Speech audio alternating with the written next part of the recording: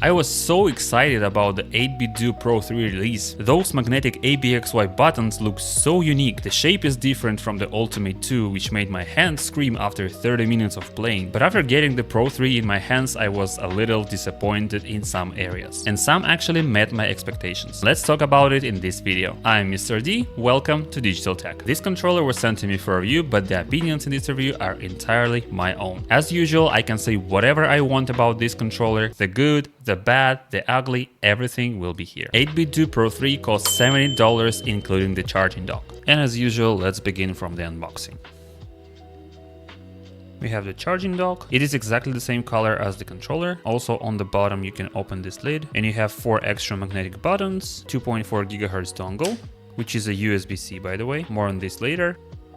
The controller itself, it comes with protective rings. We also have a charging cable, USB-C to USB-A, and it's exactly the same color again as the controller and the dock. Very nice attention to details. Also we have a manual, which comes in different languages, and it's very informative. The controller weighs 242 grams, and the charging station is 180 grams. As for materials, the whole controller is made of very good quality plastic. This purple plastic is matte with a little texture on it. The back of the controller made of plastic as well, and the grips are laser. D-pad, 2 sticks, and these 2 buttons are matte, and these buttons are glossy. Top buttons are matte as well. Also, when I first got this controller, I immediately saw it's very similar to 8BitDo NF30. I would say it's exactly the same, but the only difference is Pro 3 has these handles. As for feel in hands, I should say this is one of the most comfortable controllers from 8BitDo, because if I compare this controller to Ultimate 2 for example, it has a different shape. I love this controller, but the only problem for me is the shape of the handles. And same goes to the 3-mode controller. I will review this controller a bit later, so if you want to watch this review, subscribe to my channel. In terms of shape, this controller is much more comfortable for me. And it also has symmetric sticks layout, but I personally don't really care about the layout because I can play on Xbox layout and PlayStation layout, no problem. But there are some problems with button placement on this controller, more on that later. As for the feel in hands and materials, this controller is just great. For the future reviews, I have ZDO Plus Excellence. This is a Wukong edition.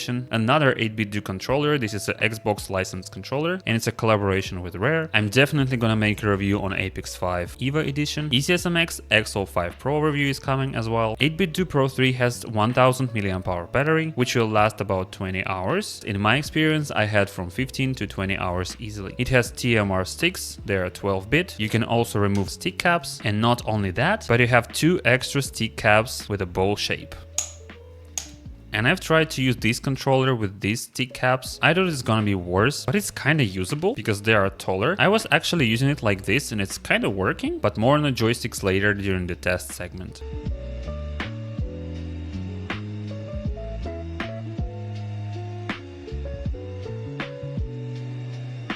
Face buttons, face buttons, face buttons. This is probably the most disappointing thing in this controller. You can swap them out for these buttons and they're actually magnetic. You have little magnets over here and you can use this tool with the magnet to take out the buttons. You stick it over here and just pull, and just like this you can remove this button and put another button right here. When I first saw this feature I was like, wow, this is super cool. I never seen anything like this on the controllers. But I guess this made this controller is the most annoying controller to play with. And you may ask me why, and the answer is very simple. These buttons are the noisiest buttons out of all the controllers I've ever tried. Even though it's a membrane, it's supposed to be quieter than mechanical buttons and the optical buttons. But no, these buttons are so annoying. I don't like to use this controller simply because it has these buttons. It's very loud. And also another problem for me, these buttons are sharp. As you can see on Ultimate 2 for example, these buttons are rounded and they're curved. But on this controller they are flat and they're sharper. So when you play the games, your finger may even hurt a little. This was my most anticipated feature in this controller, magnetic buttons. But in reality, it made this controller one of the less liked controller by me. D-pad is something that disappoints me a little as well. Before the release, I asked the 8BitDo managers about this D-pad, whether it's the same D-pad as on Ultimate Ultimate 2 and they said, yeah, this is exactly the same D-pad, but in fact, it's not exactly the same. I mean, they have exactly the same shape, texture, and even feel, but the Ultimate 2 has a central pivot, while Pro 3 doesn't. That means on Ultimate 2, you cannot press all 4 buttons at the same time. So if you press in the middle, the D-pad can still move, while on the Pro 3, you can press all 4 buttons at the same time, as you can see, and it's barely moving after that. As for now, all I can say that this D-pad is very good for platforming games, for retro games, but it's not really good for fighting games. As for extra face buttons, you have Start, Select, which is basically menu and view button. You have this button is Turbo. This is a home button and it has a little LED ring around it, which will blink when you use Turbo and other functions. In order to turn on this control, you need to press the Start button. Bumpers use silicon membrane compound and they are very easy to press on the outer side, and the more closer you go to the inner side, it's more difficult to press it. So these bumpers are okay, but I don't really like the shape because it's too narrow. 8BitDo Pro 3 has Hall effect triggers and also has trigger stops, which are micro switches mouse click. And this, my friends, is the best implementation of hair triggers on any 8BitDo controller because the travel distance is so short. Here's the travel distance on Ultimate 2, for example, and in comparison, Ultimate 2, Pro 3. As for the shape of the triggers, they look pretty small, but it's actually very comfortable to use. As for extra buttons, you have L4 and R4 buttons on top. These are micro switches, but the only problem for me is that these buttons are usually paired with the triggers, not with the bumpers. Here's the Apex 5, for example, G7 Pro, ZD Ultimate Legend, Blitz 2, ZDO Plus Excellence, you get the point. So if you use triggers, it's so uncomfortable to reach to this button, so these two buttons placement is very bad. As for the back buttons, they're almost exactly the same as on any 8BitDo controller, but they feel a little more refined. If I compare it to the Ultimate 2, these back buttons are better. If I try to press this button very fast, at some point it doesn't spring back fast enough. And as for these buttons, I can press it very fast and it springs back. Also on the back you have 3 pogo pins and a little switch to switch the controller from X input to D input and to the switch. As you can see, the controller guesses that I am the player too for some reason, and some games work like that, but some games just don't. For example, on Wuthering Waves, my character is not moving at all, so it's like it doesn't work. But for example, Silksong works just fine. Want some extra content? Join my Patreon for early previews, behind the scenes and much more. Shout out to Turbo, Manbun and special thanks to the Heavenly Beast. It also has 6-axis gyro, it works just good on the Switch 1 and 2 and it also works fine on PC, but as I've said many times before, I'm not a big fan of gyro, so all I can say, it has gyro and it works. For connectivity options, you can use it on Switch 1 and 2, Windows, SteamOS, Android and iOS. Here's a table from Retro Game Corp YouTube channel, shout out to Ross. You can pause if you need it.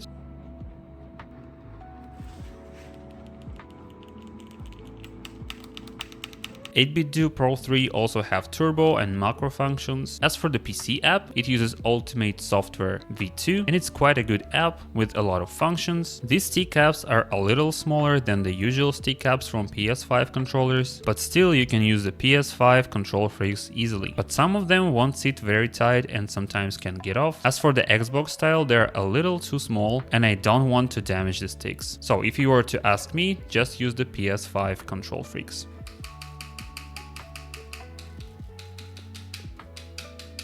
Yeah, no problem.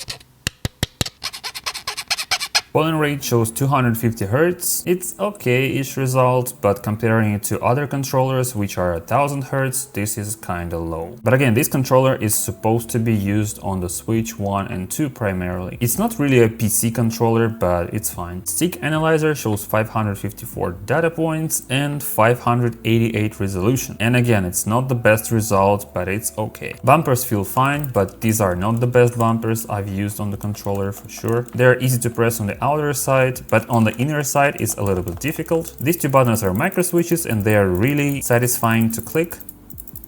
But as I've said before, the placement is terrible. Triggers on the trigger mode are really good. They have a very short travel distance, and when you switch to a normal mode, there's almost no inner and outer dead zone at all. As for A, B, X, Y buttons, as I've said before, they are really loud, and these are probably one of the worst membrane buttons that I've used on the controller. I don't really like them. They have sharp corners, they're very loud, and they're just annoying. As for the D-pad is fine, but the only problem is there is no central pivot point. So I can press all 4 buttons at the same time, and when you press them all, you cannot use the D-pad. But for retro games, it should be fine because as you can see, there is no both diagonals almost. I mean, D-pad itself is good. It's maybe okay in the fighting games. I'm gonna test it later. But the D-pad on the Ultimate 2 is better in my opinion because there is a central pivot point in this D-pad. Same goes to this Xbox Rare Edition. It has exactly the same D-pad as an Ultimate 2, and this D-pad is just better. So yeah, D-pad is fine. I've played Silksong on it and different other platformers. I like this D-pad, but it's not the best. As for the sticks, they are okay. And for circularity, as you can see, it's 6% error. It's fine. It's not the perfect circle. Yeah, circularity is okay. Now, as usual, let's do the aim lab test, because this is just the best way to see if the sticks are good or not. As you can see, dead zones are set to 0. I don't really know what to expect from this controller. It feels a little weird, actually. Maybe it's 250 Hz polling rate or something. I don't know. It's just feels weird. I can't say these joysticks are snappy at all. They are not bad, but it's just my first try. Let's see. Yeah, it's not bad, it's 40k, but for me, as you can see, it's a low result. There is no inner dead zone at all, so it's very sensitive.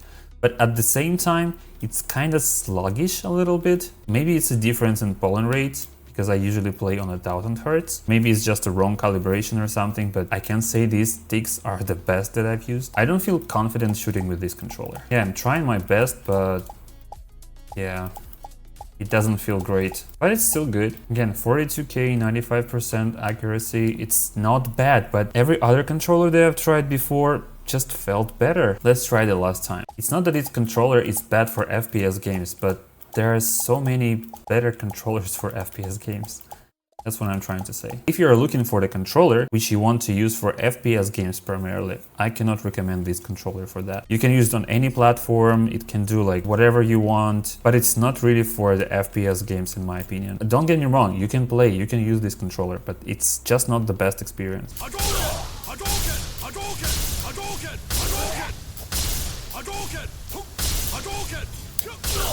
It's an okay D-pad for fighting games, I guess.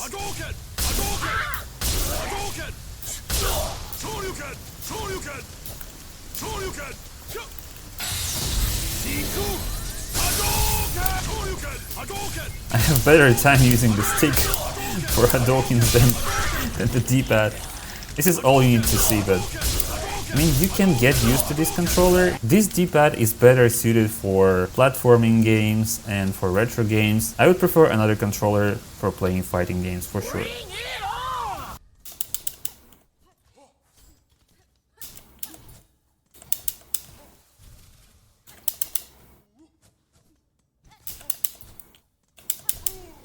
It's an okay D-pad for playing platforming games. I would say it's even good. But these loud buttons are just killing me. It just doesn't feel good to press these buttons. D-pad is feeling good to play, all other buttons are fine. This is just annoying. Not a fan. But at the same time, the vibration is good, the feel in hand is good, all the other aspects are good. I would recommend this controller for platforming games for sure, except for these very loud, annoying face buttons. Everything else just feel good. Eyes on enemy. Grenade coming in.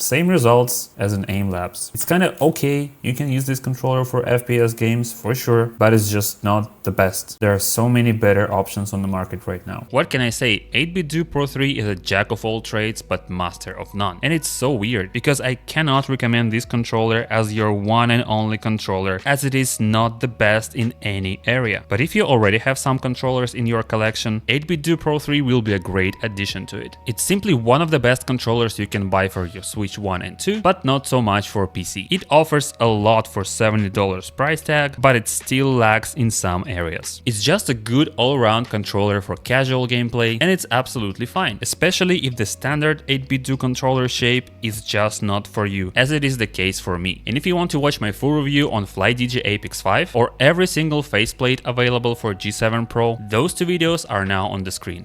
Adios.